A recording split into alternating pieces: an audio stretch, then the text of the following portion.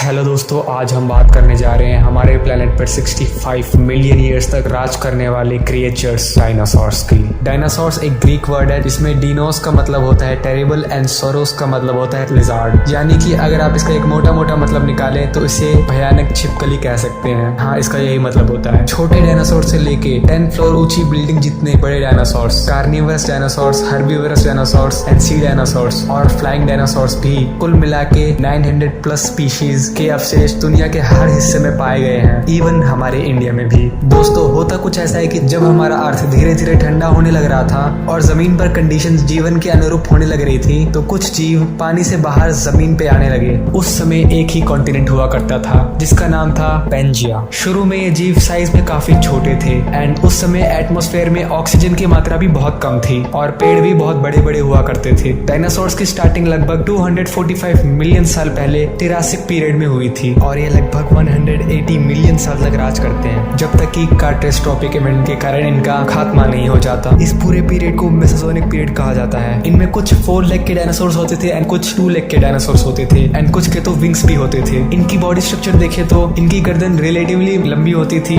और इनकी टेल जरूरत के हिसाब से अलग अलग होती थी, बट इनके ब्रेन का साइज काफी छोटा होता था, बट इनके पास काफी ज्यादा पावर होती थी और इनकी स्पीड लगभग 90 किलोमीटर प्रति घंटा तक होती थी। ये आप जितना सोच रहे हैं उससे कहीं ज्यादा है। इनका पीक समय जुरासिक एरा था, जी हाँ, जिसके नेम पे डायनासोर्स की काफी मूवीज भी बनी हैं, जिनमें आप इंसानों और डायनासोर्स को एक साथ एक ही समय पे देख सकते हैं और ये भी कि ये कितने ज्यादा खतरनाक होते थे। इनमें थेरोपॉड्स, टी-रेक्स जैसे कार्निवरस डायनासोर्स सबसे खतरनाक थे और फूड चेन के टॉप पे थे। दोस्तों, जरा सोच के देखिए, अगर ये आज जिंदा होते तो हमारी दुनिया कैसी होती और क्या हम आज की तरह रह भी पाते, या फिर अगर वो एस्ट्रॉयड नहीं गिरा होता जिसके बारे में हम आगे बात करेंगे, तो क्या मानव सभ्यता आज जिंदा भी होती। तो चलिए अब बात करते हैं कि ये खत्म कैसे हो गए। इतने विशाल डायनासोर्स जिन्होंने इंसानों से भी कई गुना ज्यादा समय तक राज किया है धरती पे, आखिर ऐसा क्या हो गया कि वो विलुप्त हो गए।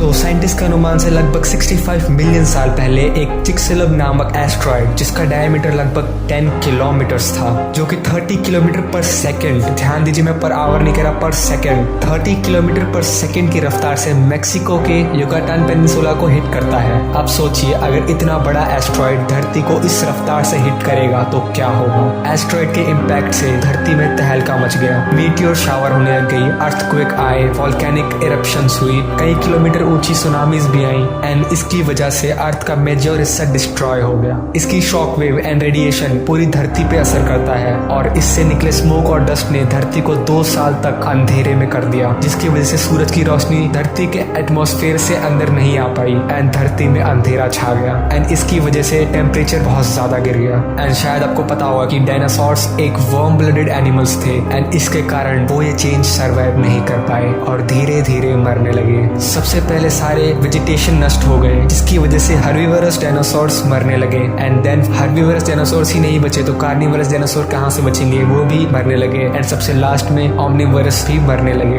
एंड देखते ही देखते उनकी पूरी स्पीशीज खत्म हो गई एंड कुछ छोटे डायनासोर्स जो जमीन के अंदर छिप गए या फिर समुद्र में चले गए एंड एटमॉस्फेयर से डस्ट क्लाउड हटने के बाद वापस आए, वो धीरे धीरे दूसरे स्पीशीज में इवॉल्व करने लगे जैसे कि बर्ड्स, वही इसको सर्वाइव कर पाए जो कि धीरे धीरे एक दूसरी स्पीशीज में इवॉल्व करने लग गए एंड कुछ छोटे मेंबर्स जो जमीन के अंदर छुप गए थे वो भी इससे बच जाते हैं और आगे चलकर इवॉल्व होते हैं और वो आज के टाइम भी हमें देखने को मिलते हैं। इस इवेंट के बाद एक छोटा सा आइस एज भी देखने को मिलता है। परिवर्तन ही प्रकृति का नियम है, ये कहावत सच होती दिखती है। जो चेंज या इवॉल्व कर पाए वो आगे सर्वाइव कर पाए एंड जो नहीं कर पाए वो खत्म हो गए। जब इतने मिलियन ईयर तक राज करने वाले इतने बड़े डायनासोर्स जो नेचर पे राज करते थे नहीं बच पाए, तो दोस्तों हम इंसान नेचर से कब तक बच पाएंगे, कमेंट्स में जरूर बताइएगा। Thank you.